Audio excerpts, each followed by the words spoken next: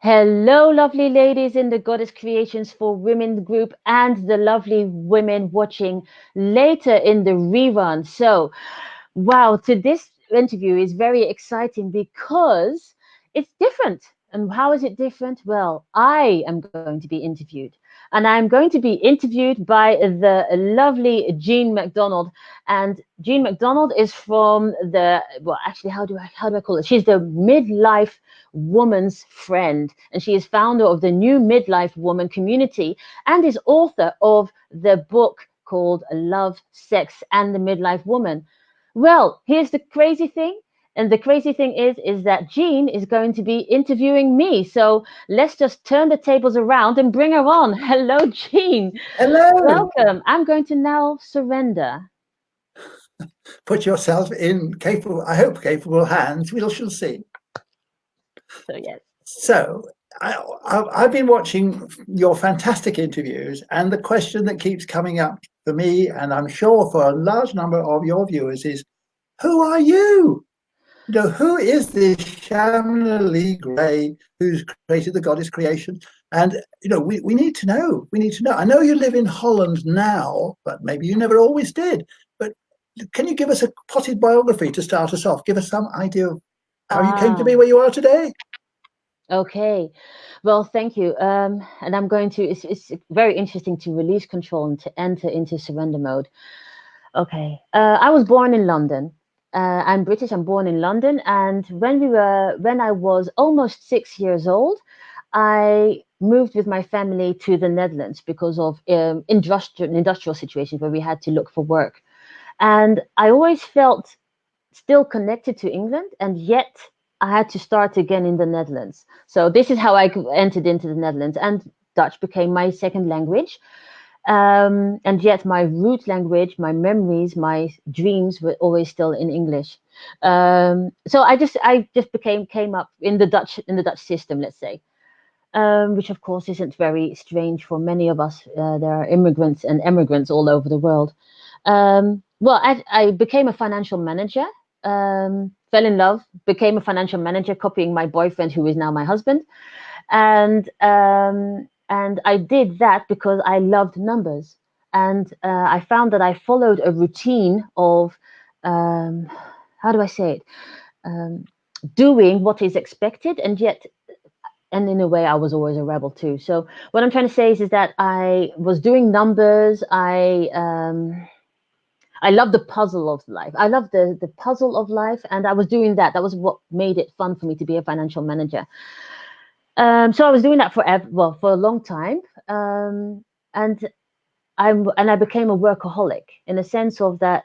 Um, I always wanted to excel at what I was doing, wanted to do the best in the numbers, and yet, on the other hand, it had to be fun. So I quite often got told off for speaking to colleagues and creating fun things at work as well. So it was just I didn't quite match the the rigid idea of a financial person versus the spontaneous creativity being that I myself am, and those weren't in alignment. So I got told off a lot at my jobs, and I was very busy with the human part of things. Like when I was doing the salaries, it would be wonderful to know all of their first names and and all of that. So I was good at what I did, but I was a workaholic.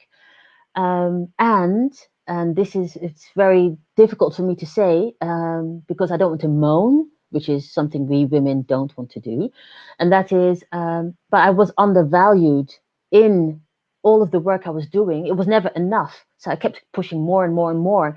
One of my things I was very proud of was that I could always say I had never been sick, or I would only, if I was feeling ill, I would take half a day off, and the next day I'd be back at work because, see, I'm never sick.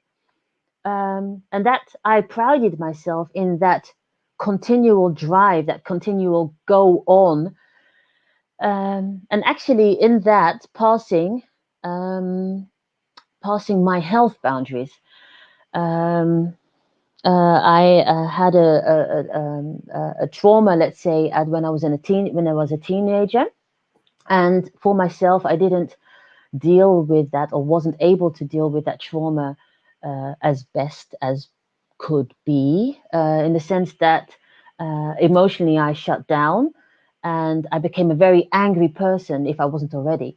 Um, and I felt that I couldn't vent that. So, because that's also it. Why was I becoming the workaholic? It was because I felt I had to prove I was good enough, and that came from my trauma from the past. Um, yeah, so I wasn't able to deal with that, and that I shut down. And when I was 25, I think it was 25, I got multiple sclerosis. In 1999, I got multiple sclerosis, and I was like, well, I must say I had a wonderful time in the hospital. I loved being in the hospital at that time. um, but very soon I was getting contradictory um, messages from the people around me. Oh no, your life is over. Oh no, you can't have children. Oh no, you must eat this. Oh no, you must eat that. Oh no. And I decided very quickly, look, if I follow all of their fear energy, then I'll get confused. And so I said, no, I'm the boss. And I grieved in the hospital at that time, in those 2 weeks that I was in the hospital. Um, but I very quickly said, right, I'm the boss, so I decide whether my life is over or not. And so I continued wearing the high heels and became the diva. And at the same time, that gap that was inside of me not loving myself or not feeling valuable was still there, because I was still the workaholic and going on and on and on, and not being valued in my work and not getting the right salary according, and all of these signals which I did not realize um, at the time. What happened? How did I end up with Goddess Creations? Well, there's Is a bit more in between yet before we get to Goddess Creation, Look, unless you did. talk to me then. Well, I can see a 20-year gap yet. So what happened during those 20 years? Workaholic, married with children, two lovely sons, and really continuing on that journey where I did, yes, I had the what do you call it, the walking stick, to relearn how to walk with the multiple sclerosis. And and I had my, what do you call it, prednisone cures. Or in the beginning the doctor would say, inject something into your leg because it possibly will prevent the multiple sclerosis. But I was sicker from the medicines than from the multiple sclerosis itself. Yes. And when I was going to be getting married, I said, well, I want to have children, and I was convinced I could have children. But I wanted to have the junk of that medication out of my system, so I stopped because I wanted to be able to give breastfeeding. And actually, I never went back. So it was after it was out of my system, and the marriage, and my first son was born, the breastfeeding, I never went back to the medication. So in a way, I have been medicine free of multiple sclerosis, because I not. It's very difficult to say because everyone's process and journey in this is different. But for me, it was a matter of choice. My life isn't over if I with having this disease, and yet only recently this year I found that, even though I knew it, but I didn't quite know it, is that behind every illness there is something behind it that triggers it. It's,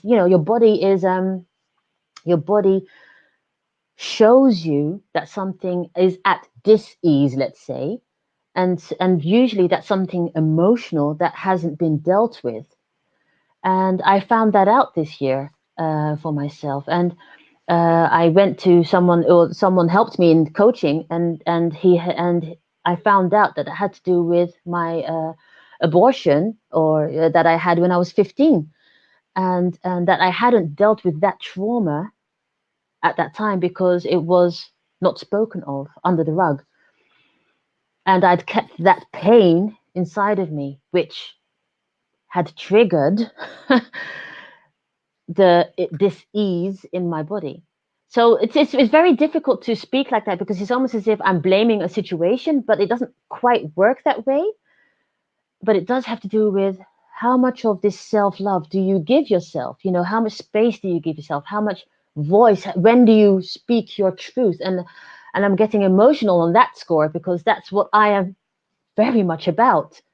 That is why during my burnout, because yes, I was also financial manager for years, working, trying to please the boss, which actually is in a way saying, Shamna, do you love you enough to choose a healthy job?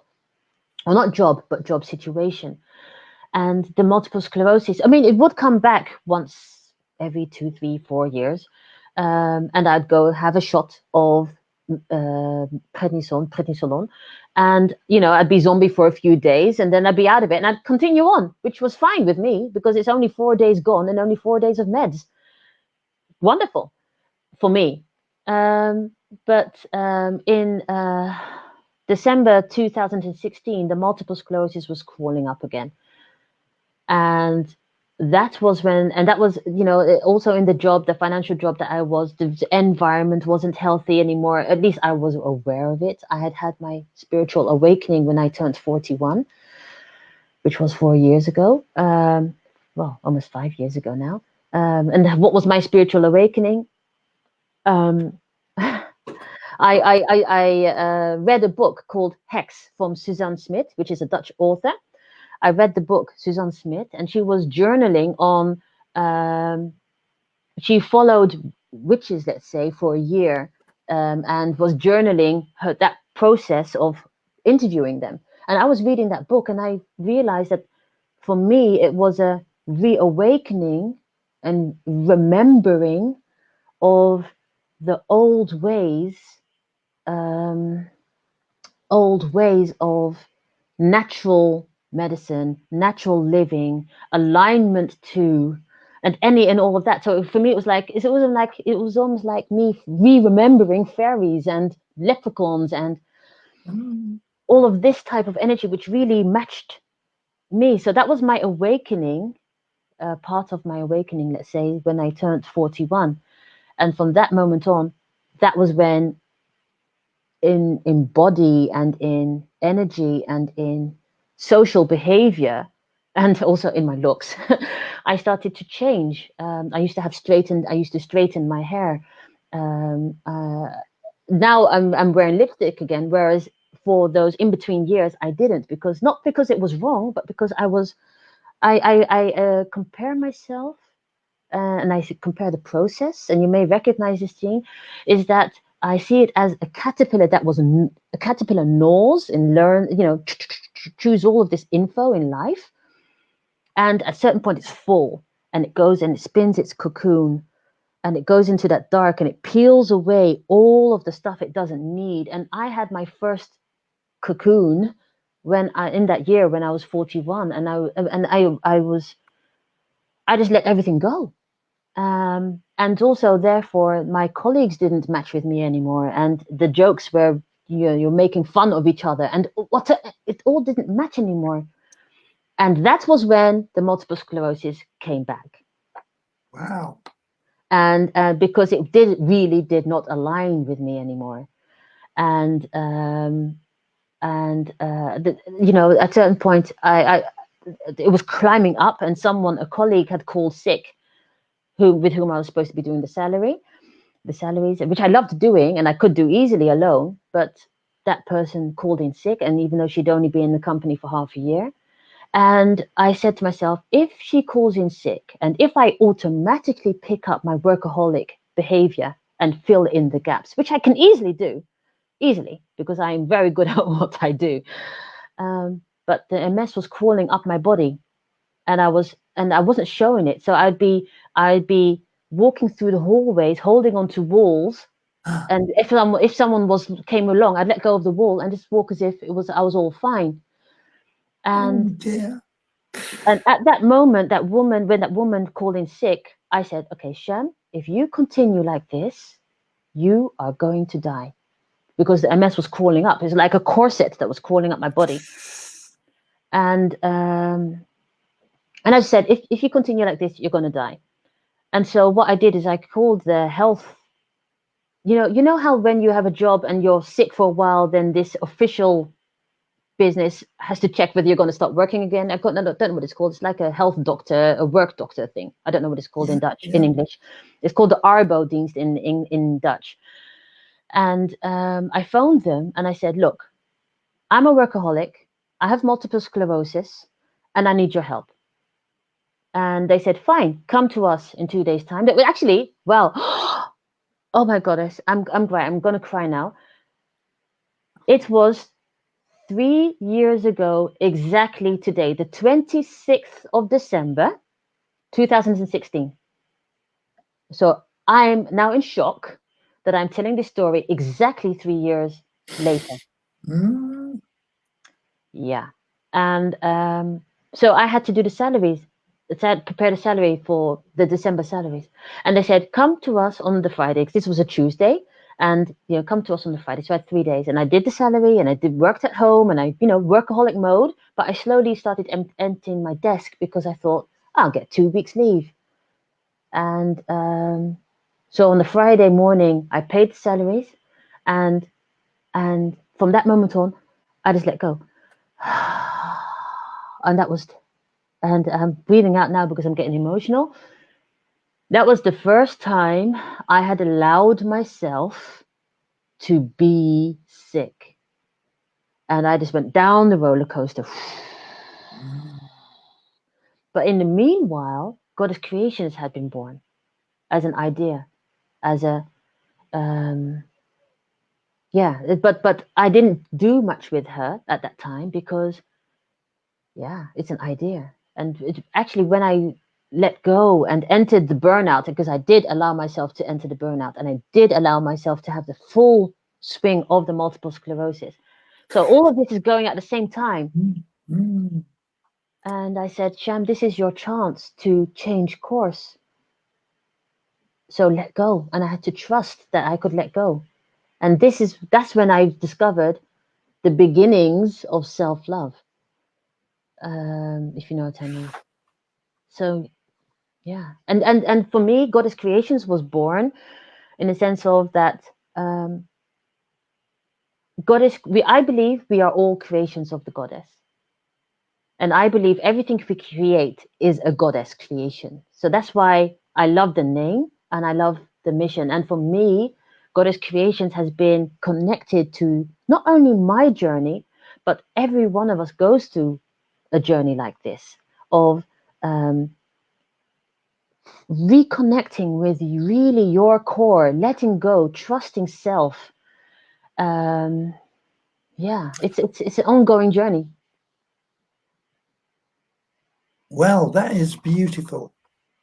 And so many life lessons in that story that I'm sure many of your listeners um, can identify with.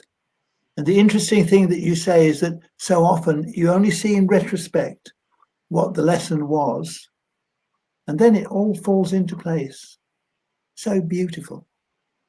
Thank you. So tell us a little more about the last 3 years since you had that awakening. Well, let's call it transformation. It's the beginning of transformation. And it's wonderful that you use the same analogy that I use of the chrysalis and the butterfly. Oh yeah. And when the butterfly it's still a chrysalis, of course. Once the creature inside the chrysalis wakes up, it now realizes that it's trapped it's horrible. It's not nice, let's say, and it's difficult to get through that period. So I'd want to know how you went through the subsequent 3 years to get you to today. Well, actually, here's the joke. I have realized that every year we enter a new cocoon. Especially when, for me, once I awakened, I realized that every year after midsummer, I would Yeah. enter a new cocoon. I would really feel the beginnings of the new cocoon being spun around my legs, moving up, moving up. Wow. Yeah. Um, and so actually the period that we are in now is the moment of being in that cocoon. It is our cocoon time. It really is aligned to the seasons. Yeah. Yeah. Um, and I know that in this series, someone else may be talking about the seasons and cycles, but that is what it is all about. It is you don't have one cocooning, you have multiple cocoonings, and you have Mm. multiple awakenings, and you have multiple and if you now just say that before the awakening, you don't realize that there is that cycle that we go through. It's like aligning Oh, to too your right. menstrual cycle. It's this, it's like the moon cycle. It's like the season cycle. Everything is cyclic. And I have found for myself that every year after midsummer, a new cycle of cocooning starts and it's going within and what's going to be transformed this time. And every time, like, we're going to enter the dark. Here we go. Here we go. And I'm like, prepare for it with claws, like, okay, here we go, fasten your seatbelts. And yet it always takes me by surprise. Mm. Darn, there we go. There was it. And that's the thing, is that transformation that we have to go through, that inner journey of cleansing what we don't need, is something we need to do all the time, every time, again and again. And do you find that each time when you emerge from this, you think, well, before I thought I knew everything. I thought I had everything going for me. And here I am. I didn't know nothing, but let's say I didn't know what I know now. And so here I am on another plateau. Well, It's a bit, it is like a plateau, but well, I was about to say, for crying out loud, in fact, and I said it, for crying out loud, it's every time a next, not level up. It's not like I'm saying higher than the last, but it really is. It's like, and then we come to another animal that sheds skin. Well, the spider sheds skin, the snake shed skin, the right. caterpillar has its chrysalis. These are, any animal that sheds skin, and an onion, is each Yes. time Yeah. peeling away new layers. Yeah. And but it is still the same creature, and there's Yeah. then that new color coming out, or that new pattern, or that new feature. And so every time you shed that skin in your inner transformation, you are becoming the more beautiful version of yourself, or the more evolved version of yourself. So you're never done, but it's always tedious. It's hard work shedding your skin. That's the journey we're on, whether we like it or not. Yeah. So, and actually, when we come to, as how because I'm now, well, someone called me the empowerment midwife. Yeah. Is like, what does that mean for me?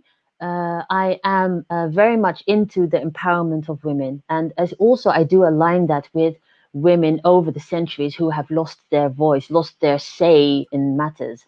And all of us that have been drowned, burned, hanged, stoned, all of that. I feel that pain, and we all carry it in us, and Mhm. that's why we are all silenced. For me, my passion with Goddess Creations is to help women, aid women to come back into their fullness. Now, we don't all have to be walking around in dresses, swinging around, and no, speaking your voice, being more confident. And the midwifery, because it is a womb thing, isn't it? It's like birthing this. It's like easing your way through it. So someone said, Shamna, you're an empowerment midwife. And I thought, that's it. Midwife is like, I'm helping you do your birthing your inner goddess. And so, yeah, so that's what I just wanted to share that. That's my drive, and that is what I want to do. And how I do it, that's Goddess will show me. That's wonderful. Wonderful. So I know that one of the things, I mean, I have to say that you have lived so much in such a compact period that, I mean, I know, and I work with women who are 20 years older than you, and they're still in the early chrysalis stages. So you've learned so much in such a short time. Obviously, you have an amazing destiny ahead of you, which I'm none of us terrified. know. I'm terrified. I'm terrified. I don't know what that destiny is. Well, it's a compliment to you that somehow, somewhere, the goddess has decided you are the one who is going to take this journey. Yeah, But we're all on a journey. I mean, we all have our contribution to make. I mean, there's no reason for any kind of arrogance or status about it. yeah. We all have our journey, and we all find our mission. The interesting thing about it, and I think you may, well, see if you agree, is it's like getting into tram lines. When you're bumping around on the cobbles, it's terrible. But once you fall into the tram lines, then it's smooth, it's beautiful. It's still, it's still challenging, But the but next transformation is on its way. The that's right. next one is Yeah. on, the next cocoon is already being spun. Very good. Lovely. Love that analogy. Well, we've got to keep an eye on time. So the thing Yes. is that, as I was saying, everybody's on their own journey at their own speed. So, Mm. and then I hear you ask other people this, what are the three things that you feel that are most important to help you through the process, this constant change process? What are the things that you've learned are the most supportive things? Okay. Well, what I have found for myself in this is that actually, I must really say, Oracle cards have helped me a huge part. Oracle cards really have helped me out here because, especially if you are in a situation, a life situation where you have lost contact with your intuition, intuition. Yeah. When you have lost your contact with um, your inner conversation, then I found, and I don't know when I found oracle cards, but all of a sudden they were, oh, that's nice, oh, that's interesting. But in in fact, I do remember, but my first deck was an angel deck, and which was a Yeah. safe deck, good from Doreen Virtue, an angel deck from Doreen Virtue, and that was my From first where? deck Tell us from that again. Doreen Virtue, messages from your angels. That was my Yeah. first But oracle deck. okay, so right, we'll come back to that then, the origin, how other people can get it. But carry on, please. Oh yeah, yeah, yeah. So I was just saying that because that was a very soft deck for someone that had no idea what we are talking about. Right, yes, And good. And for I've me, heard of that was angel new. cards. That's my connection with what you're talking about. But you obviously moved on from that. So tell us more. Well, yeah. So that was my connection in listening to my intuition. What and for me, another tip is really into the going outside and just sitting at by a tree with your back to a tree and just feeling the. No, I mean, what I love about trees is that they have all those rings on the inside. Yes. They have those rings, and every one of those rings is a year. And I'm thinking, man, this tree is old. This tree has seen stuff. This tree has seen people come and go. And here are we little ants walking around being all busy and hectic. Yeah. And just for me, just lean against that tree and connect with the roots and the age and the wisdom of that tree and just see what enters your brain, which enters your mind. And so when you do have that walk, go out when you're going outside, take a notepad and just write down and write down and trust anything that enters your head. That is for me really this me time, this self time for me is very profound, very important. Yes. And I see that someone had written a comment. Oh, yeah, someone has written a comment on Facebook, and I'll have a look at that later. But thank you for your comment. And yeah, another tip was what you wanted to say, Yes, CJ. please. Hmm. Well, you mentioned me time. Could you just develop that a bit because I think that is so important. It's one of the things I picked up on your site on the blurbs and things like that. Because me time, I hear so many midlife women say, "I'm so busy, there's no time left for me." Yeah, And yes. you've given a beautiful tip there of going out into nature and sitting by a tree. That's wonderful. But anything else you want to talk about me time and its importance? Well, it is very important because, and this is also the thing, the programming that women have is that they aren't allowed to have that me time. They always have to be in service Yeah, of others. Man, so I don't have time. I'm not allowed. I can't. The children, the man, the husband, the food, the sport, whatever it may be. But even now, like this morning, I went for a walk with my husband, and it was quite a walk, and my legs are saying, "Okay, I would like to rest. I'm going to after this call lie down, and I'm going to good. turn off the phone, and I'm going to set an alarm if I need to, so that I can totally let go." Um, Me time is giving yourself that time to honor you. Oh, in fact, I remember when I was pregnant, I just went to to a field, like a grass field, and I would just lie there because that would be my time out of being hecked out of the to dos. just just lie down, just look and feel nature, just feel your spot. You really, it gives you so much energy being in nature. In fact, if I'm not in nature enough, I feel it. I start to get cranky. So Yeah, well, that's two wonderful tips. One is to sit against the tree and pick up its experience and wisdom, yes. and the second one is to lie flat on the earth, because that is the closest connection you can get to the planet and all its wonderful resources. And also to also reconnect with your intuition by journaling and oracle Joan, cards. The journaling and oracle cards, because for me oracle cards came first, and then through that I discovered the journaling, just writing down all of my thoughts coming from that. wonderful. Again, for our viewers, can I just ask for a bit of clarification? Because in my own case, but I think it may have, we may all have come across, and not all of us, but most of us come across angel cards. And Yes. when they've been presented, I'm amazed at the wisdom they produce. Yeah. But from what you're saying, oracle cards are a step up. There's something more. Are they, do they have more option? Maybe, I mean, each of the angels has wonderful messages, but tell us about Oh, oracle cards. yes. Well, actually, yes, you have angel cards, you have oracle cards, you have tarot. And Yeah. if we come into that area of things, for me, the divine, the goddess is everywhere. You know how in the Christian world, they say, you know, the God, the Father, the Son, and the Holy Ghost. It all seems like up there, and this man with a beard. Yeah, And yeah.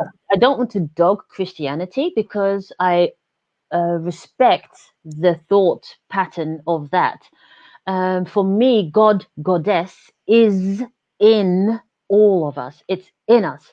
And so it's up to us to reconnect, to trust that inner conversation. But to do that, we have to then reprogram ourselves, because we have been taught, especially the women, to no, and the men in their own way, to not listen to themselves on the inside, to not trust what is happening on the inside. Do, follow someone else's orders, whatever it may be. And to trust yourself on the inside, to listen. That's when the oracle cards are not the thing to do necessarily. It's a tool to bypass. It's a way to bypass the door, the block of that is stopping your intuition, the thoughts.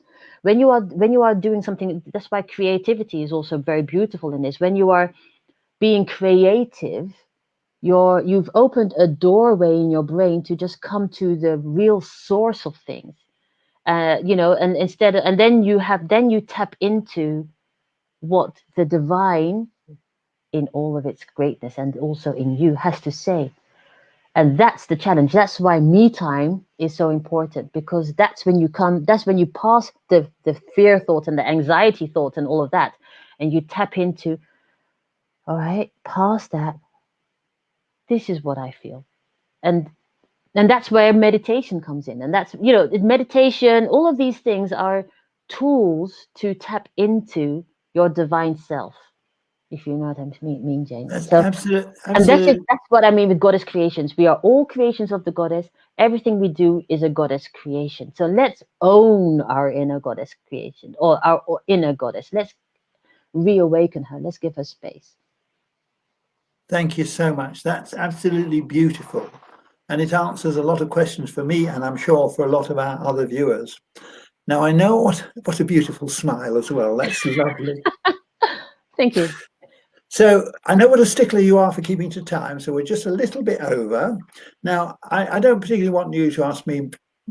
I know you always ask the interview, whoever it is anything you want to ask me? If there's anything you want to ask me, please do, but let's keep it brief because it's your show. I'm just here to facilitate.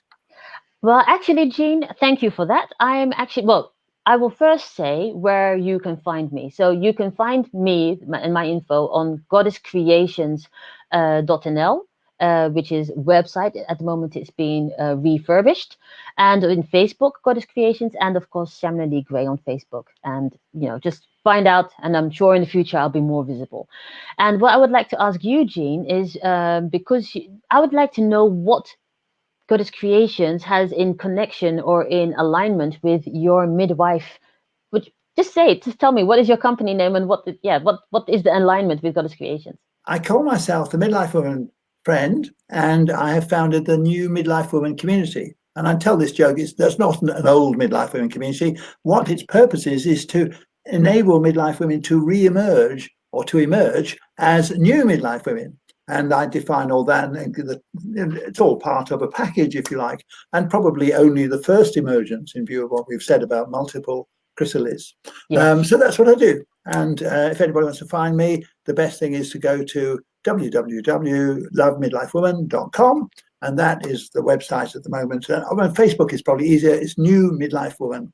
So Right. that's where I am, and that's what I do. Hopefully Yeah. that answers your question Yes. enough. And actually, to bring that connection is therefore the chrysalis, the reawakening of us into a newer, better version of ourselves, surpassing the old programming. Absolutely. And I work at that first stage where people are just waking up, women are, and well, men to go through, but they've got a different journey, where women are waking up in the chrysalis and saying what's going on. Once they start to emerge, there are lots of people, coaches, experts, all sorts of people, including yourself, who can take them on to the next stage. And I've done my job.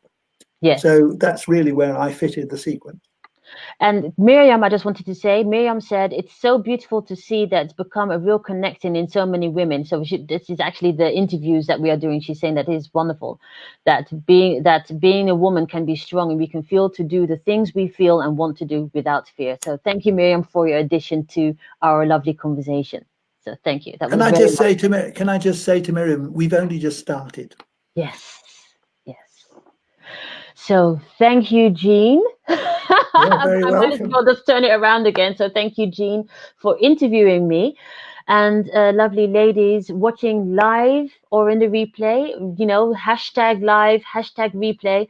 And in Goddess Creations, the lovely ladies, thank you for watching. And women also outside of Goddess Creations and men, because we're going to be sharing it everywhere. You know now where to find us. And stay tuned for our next interview. And thank you, Jean, so much for interviewing me and helping me to tap into my vulnerability so I can share the real and naked version of me with the women, also as Goddess Shamna Lea Grey from Goddess Creations. So, lovelies, thank you for watching, and I will see you in our next broadcast. Bye. Bye. Bye.